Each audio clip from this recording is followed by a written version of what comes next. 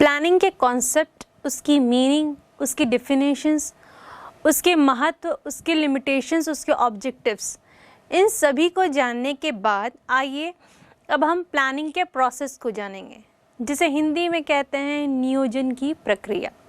या ऐसे कौन कौन से स्टेप्स होते हैं जो नियोजन करने के लिए आवश्यक होते हैं। बच्चों, जैसे कि आप जानते हैं, चाहे कार्य छोटा हो या बड़ा, हर कार्य के लिए किसकी आवश्यकता होती है? नियोजन की आवश्यकता होती है। क्योंकि महत्वपूर्ण क्या है? किसी भी कार्य का सही तरीके से पूरा होना, और बिना नियोजन के कोई भी कार्य पूरा नहीं हो सकता। मतलब जो उद्देश्य हमने डिसाइड किया है, जो गोल डिसाइड किया है, वो पूरा नहीं होगा। कुंट्स एवं ओ'डोनेल तथा रिचर्ड टी केसर, ये दो विद्वान हैं, इन दोनों के द्वारा जो प्रोसेस के 6 स्टेप्स दिए गए हैं, और जॉर्ज आर टेरिसर के अनुसार 8 स्टेप में इन प्रोसेस को डिफाइन किया गया है। हालांकि जो प्लानिंग की प्रोसेस है फर्म के हिसाब से अलग अलग तय की जाती है, मतलब इनकी स्टेप्स की काउंटिंग भी बढ़ जाती है। आइए हम इन जनरल इन स्टेप्स को जानें। पहला स्टेप है उद्देश्य निर्धारण करना, यानी सेटिंग ऑब्जेक्टिव। किसी भी कार्य को करने से पहले उस कार्य का ऑब्जेक्टिव डिसाइड कर लेना चाहिए। जब कोई फर्म अपना कार्य शुरू करता है तो वो अपने लिए क्या करता है? ऑब्जेक्टिव डिसाइड करता है या गोल डिसाइड करता है। मान लीजिए किसी फर्म ने यह ऑब्जेक्टिव डिसाइड किया कि हमें क्या करना है कि 1 साल में ये टारगेट कंप्लीट करना है, 60% हमारे प्रोडक्ट को सेल करना है मान लीजिए। तो जो टारगेट है वो इस स्टेज में डिसाइड होगा, और वो टारगेट क्या होगा? अपने सबऑर्डिनेट्स के बीच चर्चा किया जाएगा। मतलब अपने उद्देश्य से अपने फर्म के सभी कर्मचारियों को क्या किया जाएगा? अवगत कराया जाएगा। और ये जो उद्देश्य हैं ये कौन बनाते हैं? ये टॉप लेवल मैनेजर्स बनाते हैं, जो कि मैनेजमेंट से सीधा कांटेक्ट में होते हैं, या जो मैनेजमेंट को हैंडल करते हैं हम कह सकते हैं। तो पहला स्टेप क्या हुआ? उद्देश्य निर्धारण करना या सेटिंग ऑब्जेक्टिव्स हुआ। अब हम दूसरे स्टेप की ओर जैसे ही आएंगे, दूसरा स्टेप है आधार या परिसर विकसित करना, या डेवलपिंग प्रीमिसेस कह सकते हैं। कैसे होगा आधार विकसित? जैसे कि हम जानते हैं प्लानिंग हम कब किस चीज़ के लिए करते हैं? भविष्य में होने वाले कार्यों के लिए हम प्लानिंग करते हैं, और भविष्य कैसा है? अनसर्टेन है।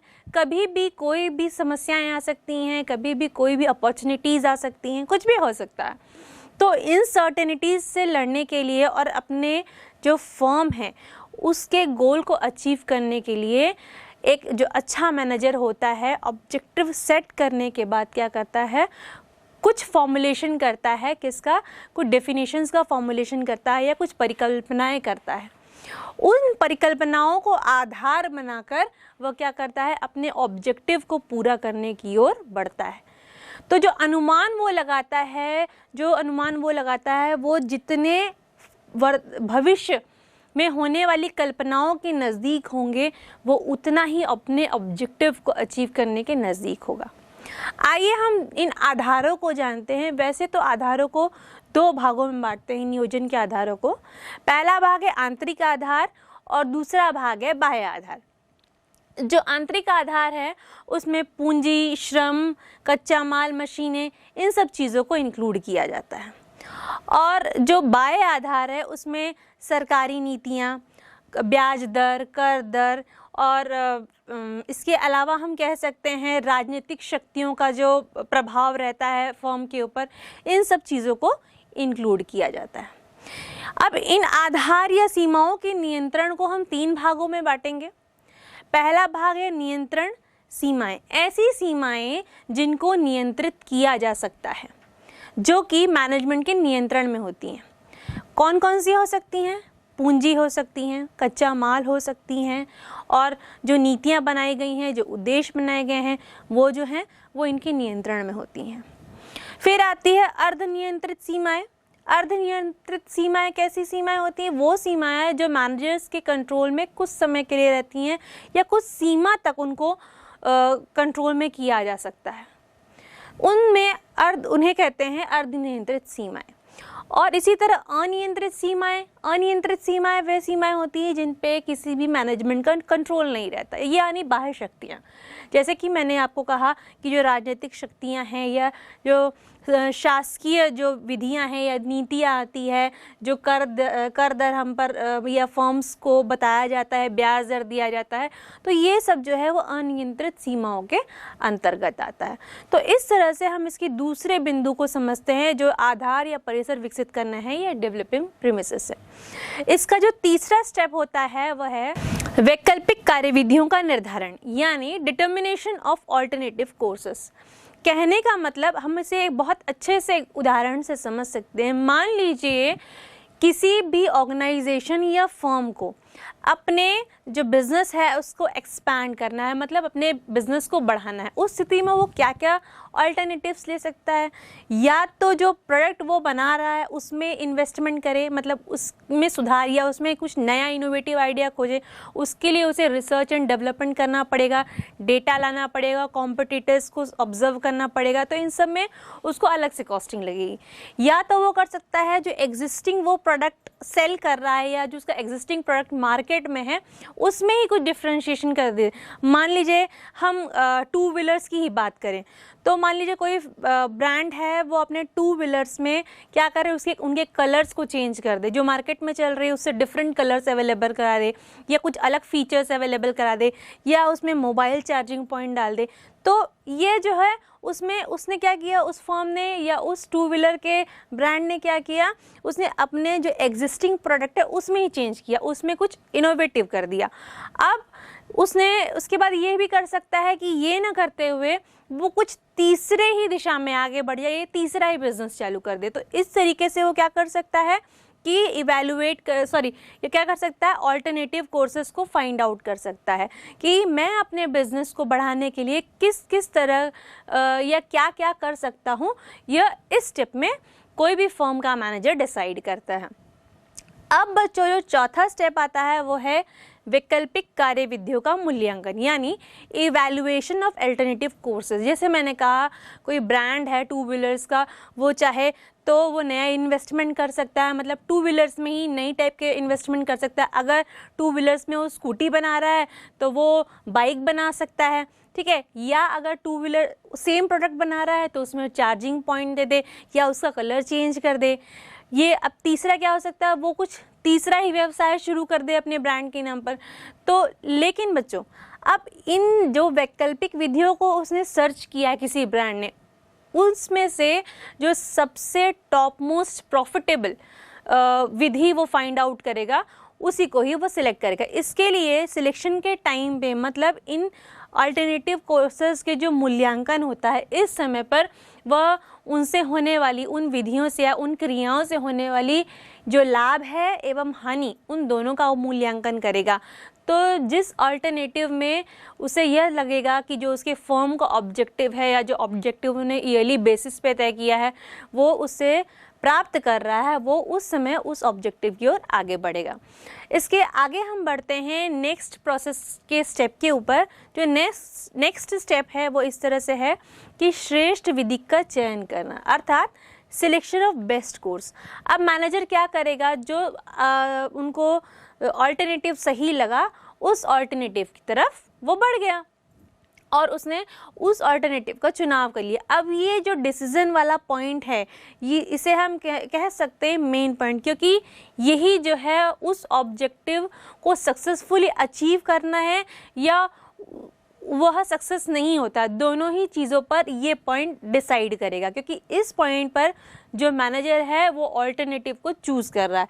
तो इसको हम कह सकते हैं मेन या important point of the business, जहाँ से वो अपने बिजनेस को ट्विस्ट एंड टर्न कर रहा है। उसके लिए ऑल्टरनेटिव कोर्सेस को इवेलुएट करके जो उसने फर्स्ट एंड फॉरमोस्ट पाया है कि नहीं this one is good, this alternative is the best one, than others, उसको फाइंड आउट किया है और उसको फिर वो सेलेक्ट कर रहा है। तो ये जो है किसी व्यवसाय का बहुत इंपॉर्टेंट पार्ट होता है, क्योंकि ये डिसीजन मेकिंग पार्ट होता है। इसके बाद आते हैं हम योजना तैयार करना, फॉर्मुलेटिंग अ प्लान। अब ऑब्जेक्टिव डिसाइड हो गया। अब ऑब्जेक्टिव डिसाइड होने के बाद क्या करना है? ऑब्जेक्टिव डिसाइड होने के बाद योजना का निर्धारण करना है कि जो प्लान हमने फाइंड आउट किया है उसको अपने बिजनेस पर इम्प्लीमेंट कैसे करेंगे। तो यहाँ पर जो है योजना तैयार की जाती है। उसके बाद आता है उप योजनाओं का निर्धारण। अब फॉर्मुलेटिंग अ डेरिवेटिव प्लान, उप योजनाओं का निर्धारण कैसे करना है? मान लीजिए योजना तैयार की गई कि हमें इस प्रोडक्ट को 100% तक प्रोडक्शन करना है, तो उप योजना क्या होगी? क्योंकि फर्म जो है एक ही डिपार्टमेंट से तो नहीं बनता है, वो डिफरेंट डिपार्टमेंट से बनता है, तो डिफरेंट डिपार्टमेंट्स की भी योजनाएं बनानी पड़ेंगी, तो वो क्या हो जाएंगी? उप योजनाएं हो जाएंगी। तो मान लीजिए हम सेल्स को लेके चलते हैं, तो उस फर्म का सेल कितना बढ़ाना पड़ेगा? मान लीजिए 40% तक बढ़ाना पड़ेगा। तो इस तरीके से योजनाओं को कोरिलेट करके उप योजनाओं को भी क्या करना पड़ता है? फॉर्मुलेट करना पड़ता है या उनका निर्धारण करना पड़ता है। बच्चों, अब हम इसकी 8th स्टेप की ओर चले तो 8th स्टेप इस प्रकार है कि योजनाओं को लागू करना। अब इस स्टेप में क्या होता है? उन योजनाओं को लागू किया जा सकता है जिससे कि जो ऑल्टरनेटिव चूज़ किया था या जो प्लान हमने चूज़ किया था उसको क्या करें? इम्प्लीमेंट कर दिया जाए, मतलब उसको कार्य करने के लिए रेडी कर दिया जाए। अपने जो प्लान हैं उनको क्या किया जाए? जो प्लान एंड पॉलिसीज़ बनाई गई हैं वो फर्म में अपने सबॉर्डिनेट्स को, अपने एम्प्लॉयज़ को बताया जाए, ताकि क्या हो, वो सब भी उसके बारे में जाने और अपने फर्म के जो डिसाइडेड ऑब्जेक्टिव हैं उसको पाने के लिए वो उसी पथ पर आगे बढ़ें। अगला जो है 9th वह है अनुव्रत एवं समीक्षा, फॉलोअप एंड रिव्यू। बच्चों 9th जो है, अक्सर बच्चे जब एग्ज़ाम में आंसर लिखते हैं तो अक्सर इस पॉइंट को छोड़ देते हैं। देखिए बच्चों, ये बहुत इंपॉर्टेंट पॉइंट है, क्योंकि कोई भी कार्य हम करते हैं उसको हो गया ऐसे बोल के छोड़ना नहीं है। इसी तरह बिजनेस में जब योजनाएं लागू हो गई तो वहीं उसका एंड नहीं होना है। क्या करना है कि उसका फॉलोअप रिव्यू करना है। हमने जो प्लानिंग की है क्या वह उस स्थिति में चल रही है, उसी तरह वर्क कर रही हैं जिस तरह से हमने सोचा था, ठीक है, उसका फॉलोअप करना है। अगर हाँ तो बहुत अच्छी बात है, देन ऑल्सो हमको उसको रिव्यू करना पड़ेगा या फॉलोअप लेना पड़ेगा। अगर नहीं, इन केस में जो प्लान हमने सोचा था वो हमारे उद्देश्य प्राप्ति की ओर प्रॉपर वर्क नहीं कर रहा है, तो उस स्थिति में हमें प्लान को मॉडिफाई कैसे करना है अकॉर्डिंग टू द सिचुएशन, ये रिव्यू वाले पोर्शन में आता है। तो बच्चों इस तरह से हमने प्लानिंग ऑफ प्रोसेस के 9 स्टेप्स को समझा। आइए अब हम इसके आगे टाइप्स ऑफ प्लान को जानेंगे।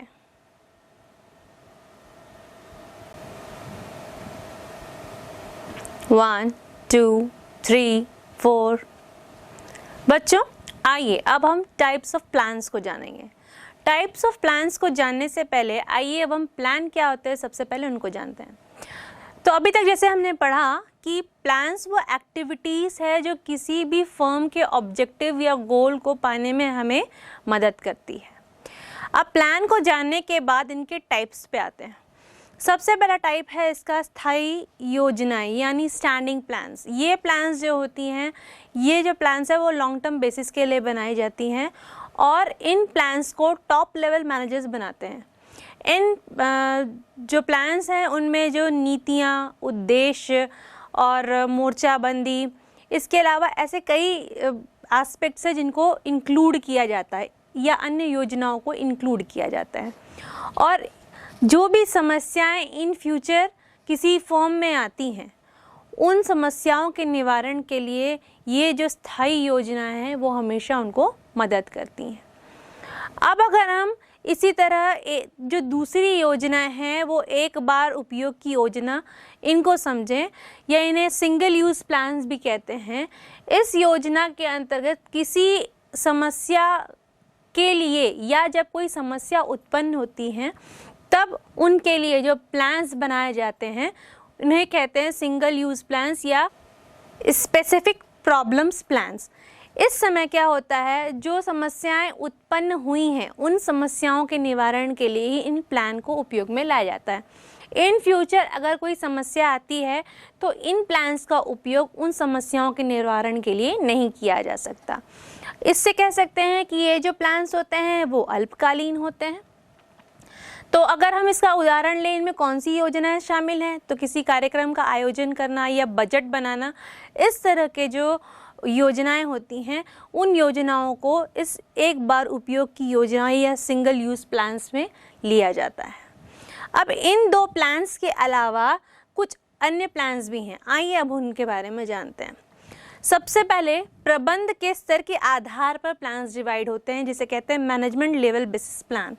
इस लेवल में उच्च स्तरीय योजना किस तरह बनाई जाती है, ये टॉप लेवल मैनेजर्स द्वारा बनाई जाती हैं। इसमें नीतियाँ, उद्देश्य, लक्ष्य, बाजार, इन सभी चीज़ों का निर्धारण होता है। उसके बाद आता है मध्य स्तरीय योजना। इन योजनाओं में जो मिडिल लेवल मैनेजर्स है वो अब योजनाएं बनाते हैं। वो क्या करते हैं, किसी भी फर्म के ऑब्जेक्टिव को पाने के लिए स्ट्रैटेजी को फॉर्मुलेट करते हैं या युक्तियों का निर्धारण करते हैं या नियुक्तियों को योजना के रूप में बनाते हैं। सी है निम्न स्तरीय योजना। निम्न स्तरीय योजना क्या है? इसके अंतर्गत जो निम्न स्तरीय कर्मचारी होते हैं उनके द्वारा जो एक्टिविटीज़ या क्रियाएं की जाती हैं उनको सम्मिलित किया जाता है। अब हमने क्या समझा कि ये पहला हमने स्तर समझा कि प्रबंध के स्तर पर ये उसके आधार पर जो प्लान्स या योजनाएं बनती हैं। अब इसके बाद आंतरिक एवं बाह्य योजना बनती है। आंतरिक योजनाएं कौन कौन सी हो सकती हैं? आंतरिक योजनाएं जो संगठन का स्वरूप तैयार करना है या उत्पादन की मात्रा या उनकी गुण का निर्धारण करना है, इस तरह की योजनाएं आंतरिक योजना के अंतर्गत आता है। और बाह्य योजनाएं क्या है? इसमें क्रय विक्रय इस तरह की योजनाएं सम्मिलित होती हैं। उसके बाद जो डिफ्रेंसिएशन आता है या योजना आती है वो है समयावधि के बेसिस पे जो प्लान्स बनते हैं। कुछ प्लान्स जो होते हैं अल्पकालीन होते हैं, जिसमें जो तिमाही होते हैं, वार्षिक होते हैं, साप्ताहिक होते हैं, 6 माही होते हैं। इस तरह के जो प्लान्स कहलाते हैं वो अल्पकालीन योजना के अंतर्गत आते हैं। उसके अलावा मध्यकालीन योजनाएं, ये योजनाएं इनके जो ड्यूरेशन है या समयावधि हम कह सकते हैं 1 साल से 5 साल तक के बीच का होता है। और इसके बाद आता है दीर्घकालीन योजनाएं। ये योजनाएं होती 5 साल से अधिक जो योजनाएं बनाई जाती हैं, अधिक समय के लिए जो योजनाएं बनाई जाती हैं वो जो है वो दीर्घकालीन योजनाओं के अंतर्गत आता है।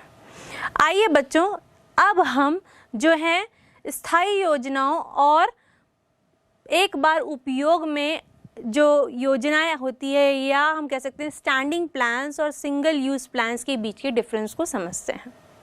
स्थायी तथा एकल उपयोग योजनाओं में अंतर। Difference between standing and single use plans. अंतर का आधार पहला है अर्थ अर्थात मीनिंग। इसमें स्टैंडिंग यूज प्लान्स क्या मीनिंग रखते हैं? ऐसी योजना जो एक बार बना दी जाए तथा उनका उपयोग बार बार की जाती है। ये योजना बार बार होने वाली क्रियाओं एवं समस्या के समाधान के लिए मार्गदर्शन करती है। और सिंगल यूज प्लान्स का मीनिंग क्या है? ऐसी योजना जो एक विशेष समस्या के समाधान के लिए बनाई जाती है तथा समस्या समाधान होते ही इनका अंत हो जाता है। अंतर का जो आधार है, दूसरा आधार हम अवधि लेते हैं अर्थात पीरियड।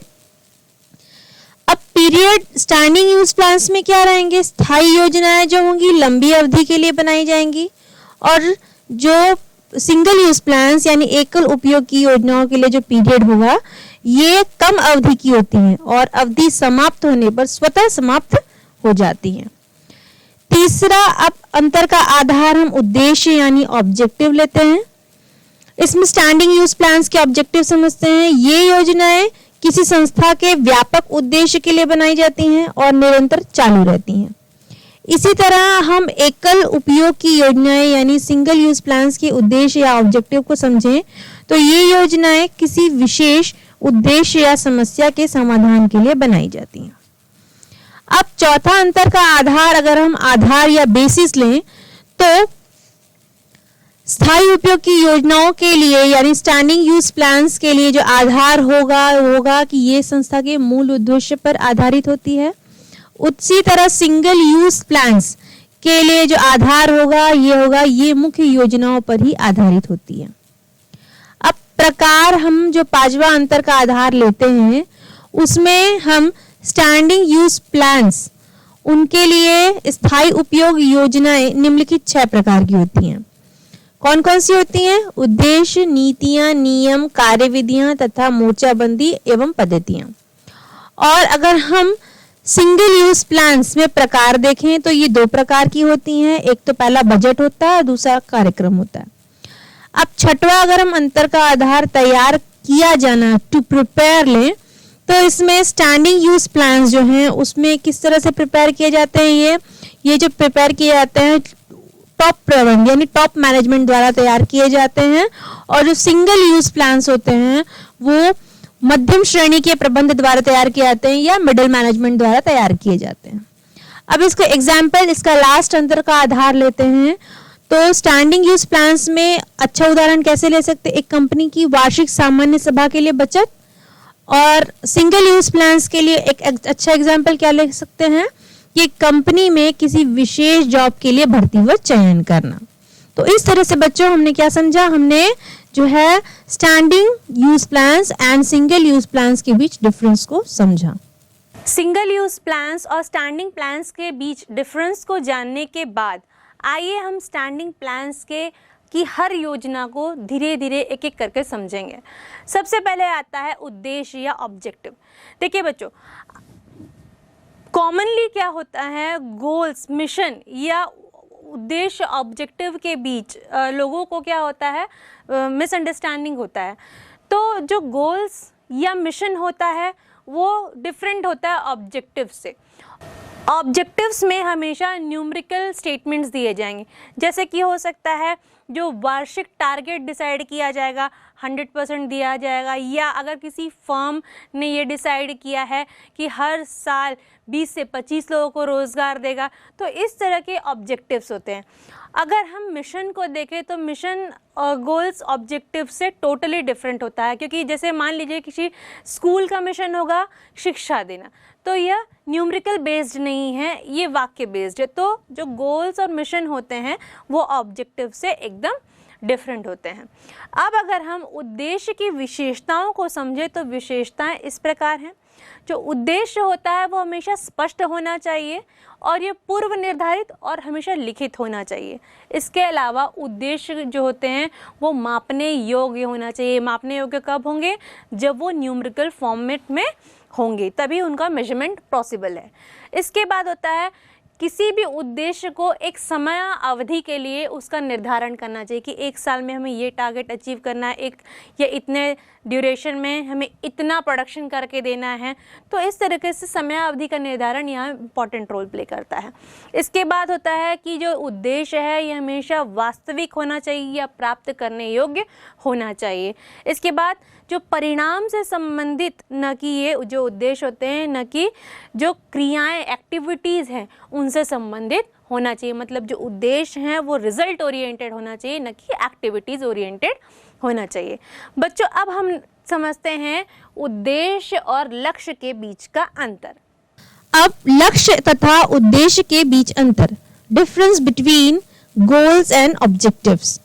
अंतर का आधार परिणाम या रिजल्ट लें तो लक्ष्य क्या क्या रिजल्ट देता है? लक्ष्य संगठन के सामान्य या सामूहिक अंतिम परिणाम होते हैं और उद्देश्य के क्या परिणाम होते हैं? उद्देश्य संगठन के विशिष्ट अंतिम परिणाम होते हैं।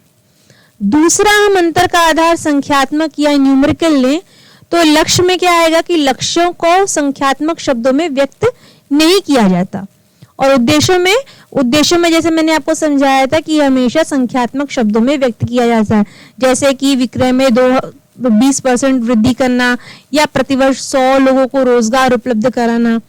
ठीक है।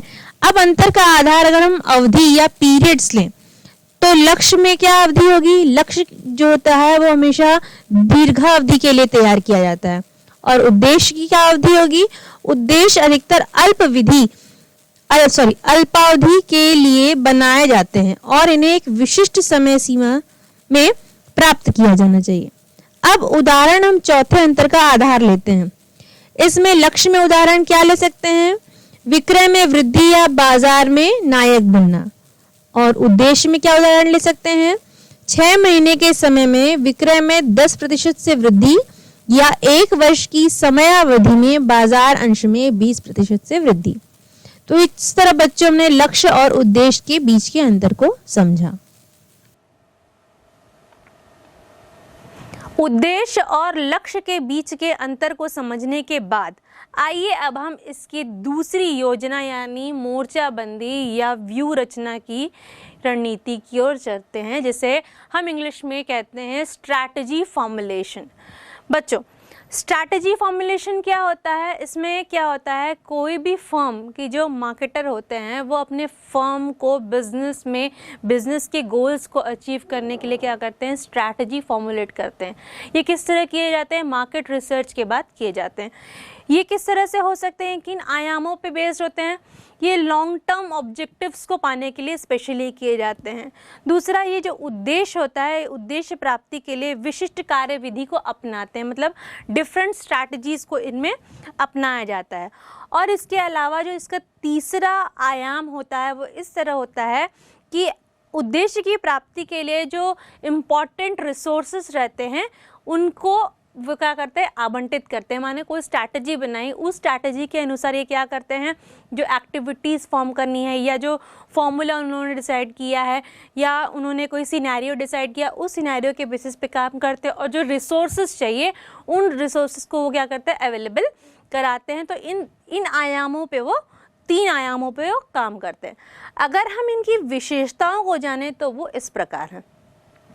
पहली विशेषता है कि जो मोर्चाबंदी या स्ट्रैटेजी होती है वो जो डेवलप की जाती है वो टॉप लेवल मैनेजर्स के द्वारा मोर्चाबंदी की जाती है। दूसरा है कि ये गतिशील है क्योंकि ये व्यावसायिक वातावरण पर निर्भर करती है। तीसरा है, इसे आंतरिक और बाह्य वातावरण को ध्यान में रखकर बनाया जाता है। चौथा है, स्ट्रैटेजी की जो मानवीय और भौतिक संसाधन होते हैं उनका अधिकतम उपयोग करने की ही योजना होती है। और अंतिम, यह एक व्यापक और व्याख्यात्मक नीति होती है।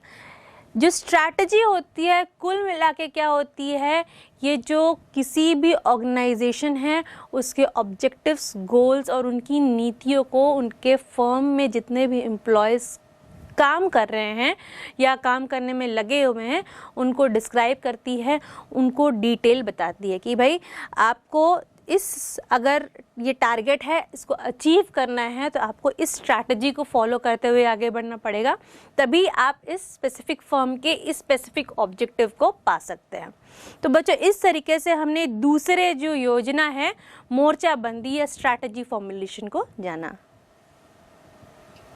आइए अब हम उद्देश्य एवं मोर्चाबंदी में अंतर को जानते हैं। उद्देश्य तथा मोर्चाबंदी में अंतर, difference between objectives and strategy. आधार, अंतर का आधार अगर हम पहला अर्थ या मीनिंग ले तो उद्देश्य का अर्थ क्या है? उद्देश्य वे अंतिम बिंदु होते हैं जिन्हें प्राप्त करने के लिए संगठन की समस्त क्रियाएं अग्रसर होती हैं। और मोर्चाबंदी यानी स्ट्रैटेजी, उसका मीनिंग क्या है? मोर्चाबंदी उद्देश्य प्राप्त करने के लिए बनाई गई एक विस्तृत एवं व्याख्यात्मक योजना होती है। उसी तरह अगर अंतर का आधार दूसरा मुख्य तत्व ले यानी मेन एलिमेंट, तो उद्देश्य का मुख्य एलिमेंट क्या है कि उद्देश्य के लिए आवश्यक है कि वे मापने योग्य हों और उन्हें निर्धारित समय में प्राप्त किया जा सके। और मोर्चाबंदी का मुख्य तत्व क्या होगा कि मोर्चाबंदी या रणनीति बनाते समय व्यावसायिक वातावरण को ध्यान में रखना जरूरी है। तो बच्चों, इस तरह से हमने उद्देश्य और मोर्चाबंदी में अंतर को समझा।